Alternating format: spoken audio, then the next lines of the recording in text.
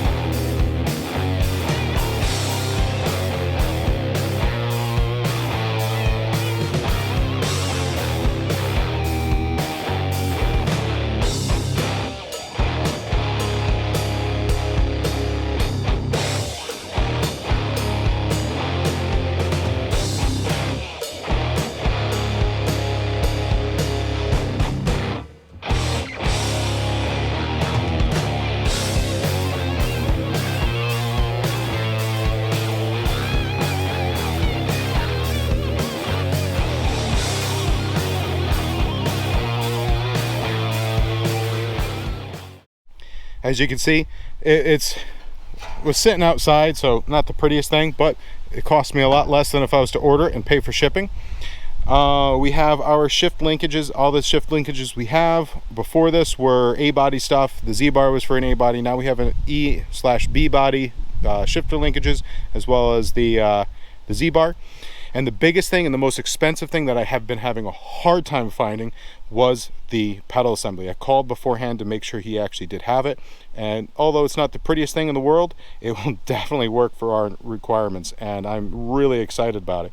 Now, the cool thing is this is actually out of a manual brake setup. So if we want to eventually switch down to a manual brake, we have the little linkage that goes into the master cylinder. So we can always adjust it down the road.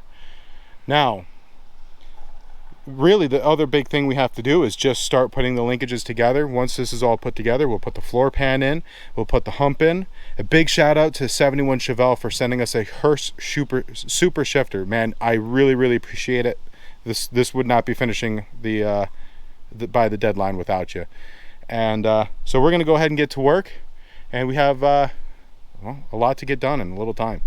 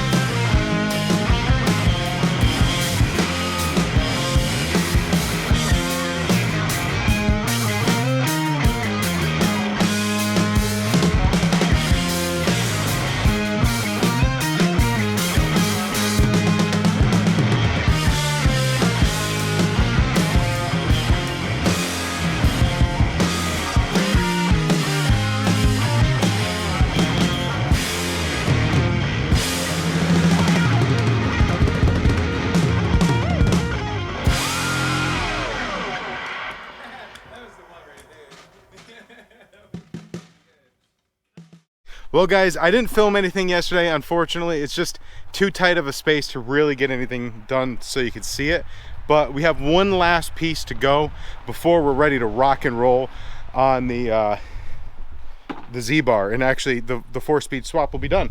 As you can see, the bracket, I have to weld on the little sides on either side of it. And I need to finish drilling out the top of it and put a slot so that the Z-bar can be adjusted to the appropriate height. But if we come over here, you can see we've had some pretty significant headway. In fact, the one thing is this frame was supposed to have been off of a manual transmission car, but it doesn't have the contingency for it. Yeah, oh well. We're making the contingency. But we have 3 pedals, not just 2.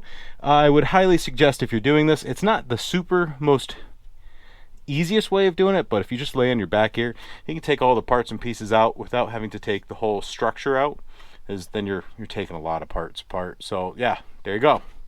And a big thank you to 71 Chevelle for hooking us up with this. It really took me all day yesterday pretty much to get the shift linkages in where they needed to be, and on top of which make them so that they actuate properly. This is going to be removable. I need to zip a little bit down here and have a flange so we can screw into a few spots.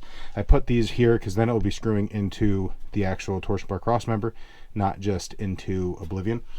But push down, you have your reverse, first, second, third, fourth. So reverse, first, second, third, fourth. And it has room for a line lock. So big shout out to you, man. Thank you very, very much. You pretty much saved the thing, because the guy that I went up to didn't even have that piece. So yeah, we would be dead in the water. So thank you. Last but not least, we need to do brake lines and fuel lines tomorrow. But for now, I need to finish this Z-bar up so we don't have to worry about it. And then fuel lines, brake lines, and stick the seat in there, and we're rocking and rolling. So yeah, let me go ahead, zip this this bracket together, and then we can connect back together and show you how everything works together, and we'll be golden. So I'll be right back. I don't know what that was, don't ask. Well guys, this was a lot harder of a swap than say the 89 Supra over there. The 4-speed swap with the manual Z-bar and stuff like that, a lot more difficult than just throwing a master and slave cylinder in there. And I'll tell you what, it's gonna be worth it in the end. It's gonna make this thing as competitive as we can make it. So as you can see, we have our gas pedal, our brake pedal, which goes to a master cylinder that we're going to replace next, and we have our clutch pedal. And then over here we have reverse, first, second, third, fourth.